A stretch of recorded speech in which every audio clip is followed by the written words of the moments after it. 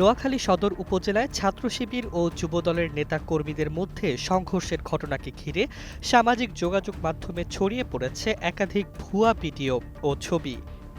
নোয়াখালী সদর উপজেলায় ছাত্র শিবির ও যুবদলের নেতাকর্মীদের মধ্যে সংঘর্ষের ঘটনাকে ঘিরে সামাজিক যোগাযোগ মাধ্যমে ছড়িয়ে পড়েছে একাধিক ভুয়া ভিডিও ও ছবি। রবিবার বিকেল 4:30টার দিকে উপজেলার নেওয়াজপুর ইউনিয়নের কাশেমবাজার জামে মসজিদ প্রাঙ্গণে এ সংঘর্ষের ঘটনা ঘটে। এতে উভয় পক্ষের অন্তত 40 জন আহত হন এবং মসজিদে কিছু ক্ষয়ক্ষতি হয় বলে জানা গেছে। তবে ঘটনাটিকে ঘিরে রাজনৈতিক উদ্দেশ্যে সামাজিক যোগাযোগ মাধ্যমে ছড়ানো হচ্ছে বিভ্রান্তিকর তথ্য।